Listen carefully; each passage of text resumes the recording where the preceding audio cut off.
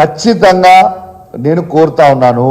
అసలు medical department ఉన్నదా లేదా, అసలు హెల్త్ మినిస్టర్ గారు ఉన్నారా లేదా, అసలు ఈ ముఖ్యమంత్రి గారు ఉన్నారా లేదా, అసలు నా హుజరాబాద్ నియోజకవర్గంలో 100 బెడ్ హాస్పిటల్ ఉంటుంది, అద్భుతంగా నడుస్తుంది. మా కేసీఆర్ గారి ప్రభుత్వం ఉన్నప్పుడు, మా ప్రభుత్వం ఉన్నప్పుడు మేము నెలకి 200 డెలివరీలు చేసేది. హుజరాబాద్ లో 200 ఫ్రీ డెలివరీ చేసి కేసీఆర్ కిట్ ఇచ్చి, ఇలా మగబిడ్డ పుడితే 12,000, ఆడబిడ్డ పుడితే 13,000 ఇచ్చి ఆ తల్లి బిడ్డల్ని ఇద్దరిని క్షేమంగా ఇంటికాడ దింపి వచ్చేది కేసీఆర్ గారి ప్రభుత్వం ఉన్నప్పుడు. ఇవాళ ఎంత బాధ అనిపిస్తుందంటే, ఆ హుజరాబాద్ హాస్పిటల్కి పోతే మొన్న 100 బెడ్ హాస్పిటల్, ఒక్క బెడ్ లో 4 పేషెంట్స్ ఉన్నారు. మొత్తం 100 బెడ్ హాస్పిటల్లో 4 పేషెంట్స్ ఉన్నారు కేవలం.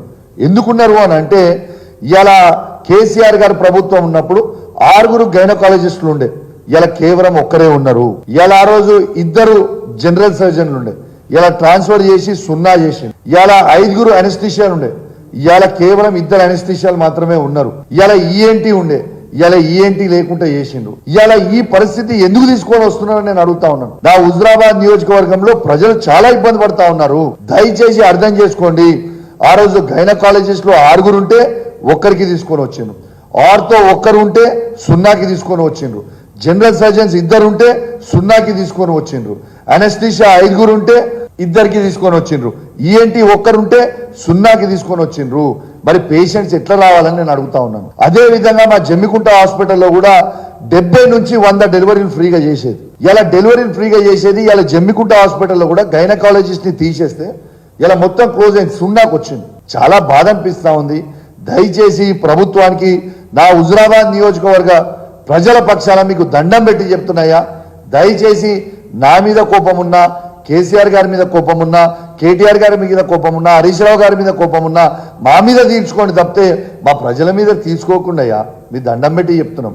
ఇలా ఒక్క డెలివరీ చేయాలంటే ప్రైవేట్ హాస్పిటల్లో 30,000 నుంచి ₹1,00,000 వరకు తీసుకుంటున్నాడు. పేదోడు ఏడు నుంచి పెట్టుకుంటాడు. ఇలా అదే విధంగా ఇలా గవర్నమెంట్ హాస్పిటల్ అయితే ఫ్రీగా డెలివరీ అవుతుంది. కేసీఆర్ గారి ఉన్నప్పుడు ఫ్రీగా డెలివరీ చేసేది. మీకు కేసీఆర్ గారి పేరు ఇష్టం లేకపోతే కేసీఆర్ గారి పేరు పెట్టుకోకండి, ఇంకో పేరు పెట్టుకోండి. అద్భుతమైన పథకం అది. కేసీఆర్ కిట్ అనేది అద్భుతమైన పథకము.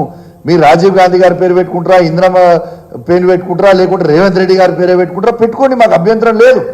కానీ ఆ పథకం అనేది దయచేసి మీకు దండం పెట్టి చెప్తా ఉన్నాను, డాక్టర్స్ ఇవ్వండి, ఆ పథకాన్ని కంటిన్యూ చేయండి అని చెప్పి ఈ మీడియా ద్వారా యావత్ తెలంగాణ ప్రజల పక్షాన మీకు దండం పెట్టి చెప్తా ఉన్నాను.